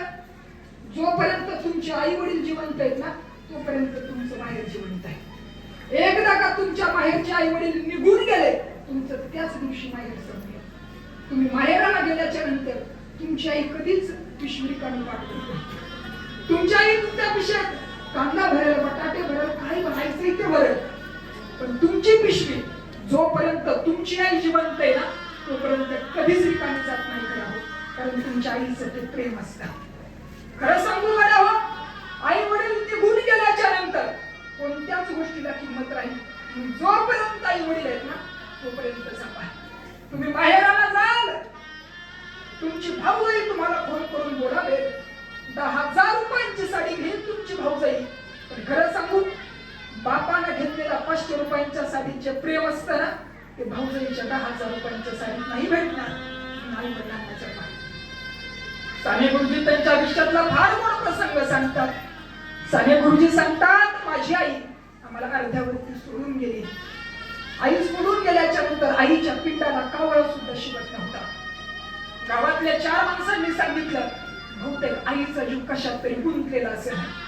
साने गुरुजींचे वडील आईच्या पिंडाच्या जवळ गेले आणि सांगितले, यशोदे काळजी करू नकोस, तुला वाटत असेल तू गेल्याच्या नंतर लेकरांचं कसं होईल, मी जिवंत आहे ना, मी लेकरांची काळजी घेईल. पिंडाला काही कावळा शिवत नव्हता. साने गुरुजींची मोठी बहीण पिंडाच्या जवळ आली, सांगितलं, अगं आई तू काळजी करू नकोस, साऱ्या भावंडांची दादांची काळजी मी घेईल, तू नको काळजी करूस. पण आईच्या पिंडाला मात्र कावळा शिवत नव्हता. शेवटी साने गुरुजी जवळ आले, आईला सांगितलं, आई नको काळजी करूस, कशासाठी काळजी करते, आम्ही सारे ना गुन्ह्या बोली पिंडाने राहू. पण आईच्या पिंडाला मात्र कावळा शिवत नव्हता. शेवटी साने गुरुजींची मावशी जवळ आली आणि मावशीने सांगितलं, अगं यशोदे तुझी लेकरं काय माझी लेकरं काय, तुझी लेकरं आहेत ना माझ्या लेकरांसारखं सांभाळेल, पण पिंडाला मात्र कावळा शिवत नव्हता. साने गुरुजींच्या काय लक्षात आलं, कोण झाले. साने गुरुजी पळत पळत स्वतःच्या घरात गेले. झोपाळ्यात झोपलं होता साने गुरुजींचा 6 महिन्याचा भाऊ. साने गुरुजी 6 महिन्याच्या भावाला घेऊन आले, आईच्या पिंडाच्या जवळ शिवला, मावशी जवळ गेली आणि मावशीनं ते 6 महिन्याचं लेकरू स्वतःच्या जवळ घेतलं आणि सांगितलं, यशोदे तुला वाटतं ना या लेकरांचं कसं होईल, काळजी करू नकोस, लेकरांची आई सारखी मी काळजी घेईल. साने गुरुजींच्या मावशीनं पदर घेतला, त्या 6 महिन्याच्या लेकराच्या अंगावरती टाकलं, त्याला दूध पाजायला लागली. गड्या आश्चर्य वाटेल तुम्हाला, जो कावळा आतापर्यंत शिवला नव्हता, लिंबाच्या झाडावरची 3-4 कावळांनी त्या पिंडाला स्पर्श केला. साने गुरुजींच्या डोळ्यात नट्टच दिशी पाणी गळालं आणि साने गुरुजी सांगतात, आई आयुष्यभर तू आमच्यासाठी जगलीस, आयुष्यभर मरमर सोसलीस तू आमच्यासाठी. आई तुला कॅन्सर सारखा आजार झाला, पण तो आजार नाही सांगितला का, तर माझ्या आजारावरती पैसे खर्च होतील, माझ्या लेकरांची शिक्षण कशी होतील, माझ्या लेकीचं लग्न कशी होईल. म्हणून साने गुरुजींची आई आयुष्यभर कॅन्सरची झगडत राहिली. साने गुरुजी सांगतात, आई तू आयुष्यभर संकट सहन केलीस, आमच्यासाठी मरमर मरत राहिली, पण आई तू मेल्याच्या नंतर सुद्धा आमच्यासाठी जगत राहिलीस. गड्या आई ती असते जिवंतपणे लेकरांसाठी तर जगतेच, पण मेल्याच्या नंतरही जिचा जीव लेकरात गुंतलेला असतो ना तिचं नाव आई असतं. सुद्धा सांगतात की माय बापे अवघी देवाचीच रूपे सकल तीर्थांशी अधुरे. जगद्गुरु तुकोबरायांचे शब्द आहेत की सकल तीर्थांशी अधुरे जे का म्हणतात. आई वडील म्हणजे सारे तीर्थ आहे गड्यावर, आई वडील म्हणजे सारे तीर्थ आहे, जगातली सारे तीर्थ आई वडिलांच्या पायावरती आहे. देवाची भक्ती केल्याच्या नंतर तुम्हाला आई वडील नाही भेटणार गड्यावर, वाक्य घरी घेऊन जा. देवाची भक्ती केल्याच्या नंतर तुम्हाला तुमचे आई वडील नाही भेटणार, पण आई वडिलांची भक्ती करा, जगाचा मालक तुमच्या दारात आल्याशिवाय नाही. म्हणून आई वडिलांना जपा गड्या, आई वडिलांना जपा. संतांची वचन आहे. संतांनी दुसरं वचन सांगितलं की आयुष्यात राष्ट्राची सेवा करा, आयुष्यात राष्ट्रासाठी समर्पण करा, आयुष्यात राष्ट्रासाठी जगायला शिका. हा देह पुन्हा भेटणार नाही ना, या देहाचं सोनं करायचं असेल तर या देशासाठी या राष्ट्रासाठी हसत हसत मरायला शिका. किती शहीद जवान झाले या भारत मातेसाठी, असा एकही दिवस जात नाही की एखादा जवान या देशासाठी शहीद होत नाही. रोज एक तरी जवान या देशासाठी शहीद होतोय. समोर बसलेल्या गर्दीत जर एखादा देशाचा जवान असेल किंवा त्या जवानाचे आई वडील असतील ना गड्या हो, हात जोडून माझं त्यांना वंदन आहे. तुम्ही देशासाठी साक्षात देवाला जन्माला घातले, देवाला जन्माला घातले. जमाने में आशिक तो बहुत देखे हमने, वतन से बढ़कर सनम नहीं होता, सोने में सिमट कर सोते हैं ऊंचे लोग, तिरंगे से खूबसूरत सनम नहीं होता, तिरंगे से खूबसूरत सनम नहीं होता. अरे महफूज रहे हम त्योहारों में, सरहद पे खून की गोली झेलता है, जरा याद करो ना उनकी कुर्बानी जो हमारे लिए रोज मरता है. जवान मतलब तेरे आंखों हे मेरे वतन के लोगों, जरा आँख में भर लो पानी, जो शहीद हुए हैं उनके सदा याद करो कुर्बानी. हे मेरे वतन के लोगों, जरा आँख भर लो पानी, जो शहीद हुए उनकी सदा याद करो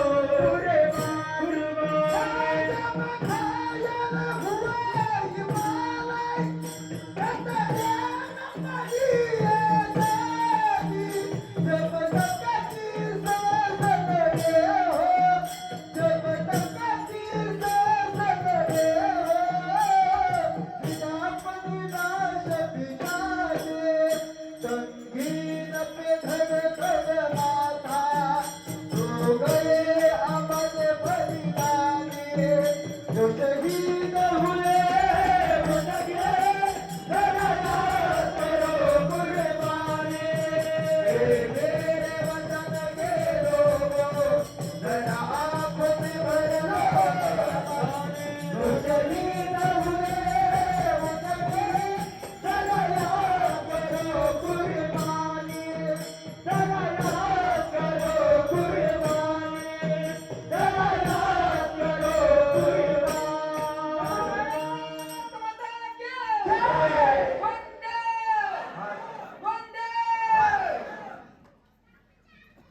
पाकिस्तानातून आलात का काय तुम्ही?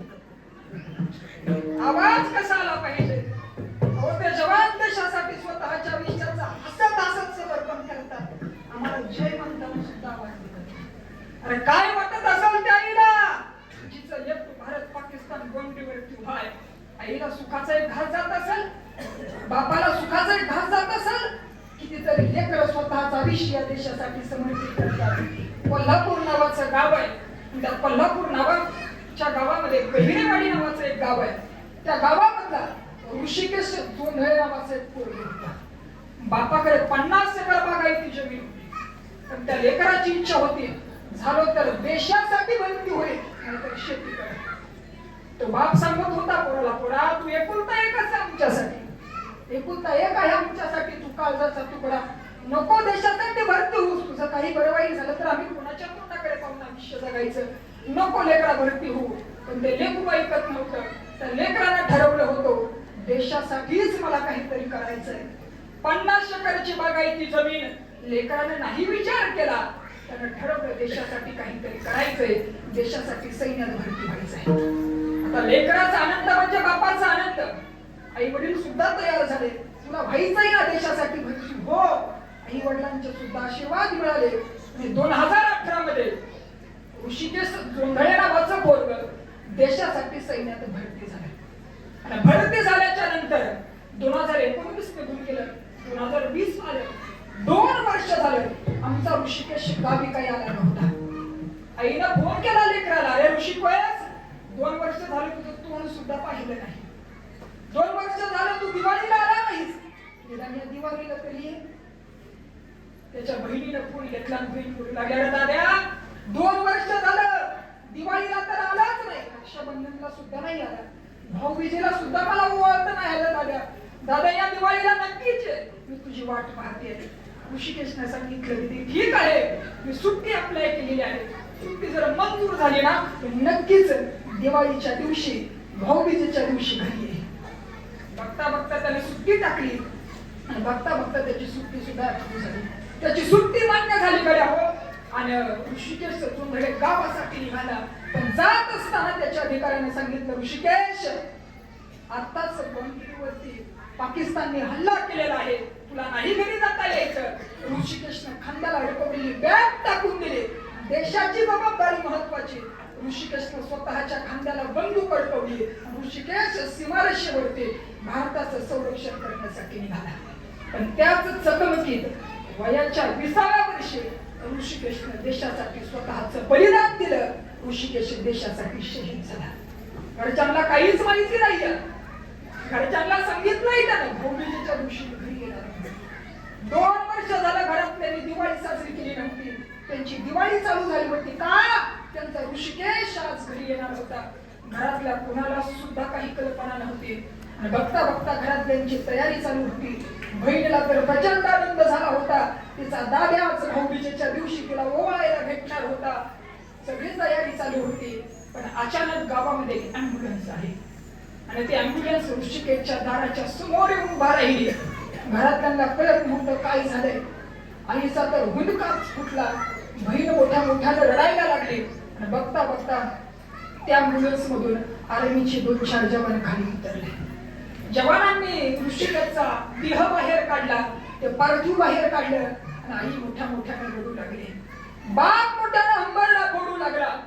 बहीण ओक्साबोक्षानं रडू लागली. सारा मित्र परिवार रडू लागला. सारं गाव रडू लागलं. कारण ऋषिकेश देशासाठी शहीद झाला होता. ऋषिकेशनं फोनवरती सांगितलं होतं, ताईडे भाऊबीजेच्या दिवशी मी येतोय गड्या. ऋषिकेश आला होता पण देशासाठी शहीद होऊन आला होता. देशासाठी शहीद होऊन आला होता. त्याची बहीण त्याच्या पार्थिवाच्या जवळ गेली. पार्थिव उघडलं गेलं. आत ऋषिकेश पाहिला. बहीण मोठ्या मोठ्याने रडू लागली. त्या ऋषिकेशच्या देहाला हलू लागली. उठ ना दाद्या, तू म्हटला होतास ना येणार आहे मी भाऊबीजेला. अरे उठ ना दादा, मला तुला ओवाळायचं आहे. आज भाऊबीजेचा दिवस आहे. मला पंचारतीच्या ताटानं तुझी ओवाळणी करायची. उठ ना दाद्या. दादा उठल कसा गड्या हो. दादा देशासाठी शहीद झाला होता. पण जगातली ही पहिली भाऊबीज असेल. कल्याणी नावाच्या बहिणीनं पंचारतीचं ताट घेतलं आणि शहीद झालेल्या भावाला पंचारतीच्या ताटानं बहिणीने ओवाळलं. जगातली ही पहिली भाऊबीज असेल. तो भाऊ देशासाठी शहीद झाला आणि बहिणीनं भाऊबीजेच्या दिवशी भावाला ओवाळलं. साऱ्या पत्रकारांचा गळका ऋषिकेशच्या वडिलांच्या दिशेने गेला आणि वडिलांना प्रश्न केला, तुमचं लेकरू देशासाठी शहीद झाले, तुमची काय कृती काय. तर बापानं सांगितलं, माझं लेकरू देशासाठी शहीद झालं याचा मला आनंद आहे. माझं लेकरू काय दारू पिऊन मरलं नाही. माझं लेकरू पुन्हा नेत्याच्या सभेत जाऊन चिंबरून मरलं नाही. माझं लेकरू आहे ना या देशासाठी आणि छत्रपती शिवाजी महाराजांच्या स्वराज्याकरिता मेलंय. मला याचा सार्थ अभिमान आहे. म्हणत त्या बापाने सांगितलं. त्यावेळेस पत्रकारांनी विचारला, या पुढील आयुष्यात तुम्ही तुमच्या भविष्यातील पिढ्यांना देश सेवेसाठी पाठवाल की नाही. त्यावेळेस त्या ऋषिकेशच्या बापानं सांगितलं, भविष्यातीलच काय, माझा एकुलते एक पोरगा देशासाठी शहीद झालाय. माझी एकुलती एक लेकरू जिवंत आहे, कल्याणी नावाची मुलगी. त्या मुलीला सुद्धा मी देशासाठी सैन्यात भरती करणार. आणि त्या बापानं स्वतःच्या लेकीला देशासाठी सैन्यात सुद्धा भरती केलं. हा देश त्यांचा इकडं. तुम्ही या देशासाठी जगायला शिका. आई वडिलांसाठी जगायला शिका. संतांनी 3रं वचन सांगितलं, आयुष्यात व्यसन कधीच करू नका. भांग भुकी हे साधन, पचनी न पडे मद्यपान. तुका म्हणे मैत त्यापासी कैसा गोविंद. आयुष्य व्यसनाच्या आहारी खर्ची घालू नका. कारण हा देह एकदाच आहे. देह पुण्यांदा मिळत नाही गड्या. व्यसनांच्या आहारी स्वतःचं आयुष्य खर्च करू नका. कारण व्यसन करणारा माणूस फक्त स्वतःच्या आयुष्याचं वाटोळं करत नाही. व्यसन करणारा माणूसना स्वतःच्या व्यसनासोबत लेकरांचं भविष्य सुद्धा उद्ध्वस्त करत असतो. स्वतःच्या व्यसनासोबत कुटुंबाचा आनंद आणि कुटुंबाचं सुख सुद्धा उद्ध्वस्त करत असतो. हात जोडून विनंती आहे, जाम पर जाम पीने से क्या फायदा. सुबह पियोगे रात को उतर जाएगी, रात को पियोगे सुबह उतर जाएगी. पीना है तो हरिनाम का प्याला पी के देख, दोस्त तेरी जिंदगी सवर जाएगी. दोस्त तेरी जिंदगी सवर जाएगी. जाता जाता आयुष्यात फक्त संतांची 3 वाक्य लक्षात ठेवा. झालेली कीर्तन मूर्ती सेवा. आपला वेळ झालाय. मला वाटतं 10 मिनिटं जास्त झाले असतील. पुन्हा एकदा सर्वांची खूप माफी मागतो. 10 मिनिटं मी जास्त घेतली. मला जसं जमल तसं मी बोलण्याचा प्रयत्न केलेला आहे. बोलत असताना एखादा शब्द मागं पुढं झाला असेल, संतांच्या शब्दांचं उच्चारण करत असताना एखादा शब्द इकडं तिकडं झाला असेल, उदाहरण करणारे तुम्ही सर्वांनी मला माफ करावं अशी सर्वांना मी विनंती करतो. ही जी कीर्तन रूपी सेवा होती नम्य शिवागरच्या माध्यमातून, त्याच्या वडिलांच्या माध्यमातून आणि साऱ्या गावकऱ्यांच्या वतीनं माझ्यापर्यंत आली. तुम्ही मला ही सेवा करण्याची संधी दिली त्याबद्दल सर्वांचे खूप खूप आभार मानतो. ज्यांच्यामुळे या गादीवरती नाय महाराष्ट्रातील गोड व्यक्तिमत्व, रामायणाचार्य, भागवताचार्य, अभंग सारस्वत आदरणीय आदिनाथजी महाराज दानवे गुरुजी यांच्या आशीर्वादाने मी इथे उभा आहे. तुम्हा सर्वांना एक विनंती जाता जाता करेल करावं, कधी आलाच आमच्या आष्टी भेटला तरी या. आमच्या आष्टीमध्ये आमचे आदरणीय वंदनीय गुरुवर्य आदिनाथजी महाराज दानवे गुरुजी यांनी ज्ञानाई तुकाई गुरुकुल नावाची संस्था आहे. ती संस्था अशी आहे करावं, जगाच्या पाठीवरती एकच संस्था आहे सद्गुरु जोगबाबांची, जिथं लेकरांकडून फीस घेतली जात नाही, शिक्षकांना पगार दिला जात नाही. त्याच्यानंतर माझ्या ऐकवात आणि मी पाहिलेली एकमेव वारकरी शिक्षण संस्था माझ्या आदरणीय गुरुजींनी आष्टी ते ज्ञानाई तुकाई गुरुकुल या नावानं ओपन केलेली आहे. या कधीतरी माझ्या गुरुजींचं दर्शन घ्या. साक्षात ज्ञानोबा तुकोबांचं दर्शन झाल्याशिवाय तुम्हाला राहणार नाही. म्हणून ही झालेली कीर्तन रूपी सेवा आदरणीय गुरुजी तुम्हा सर्व माता माऊल्यांच्या चरणी ही सेवा समर्पित करतो. आता गोड मस्त पैकी त्या तीनही गायकांच्या आवाजामध्ये ज्ञानोबा माऊलीचा गजर होईल. सेवेला पूर्ण होईल. चांगला गजर सगळे नाच करायचे. ज्ञानोबा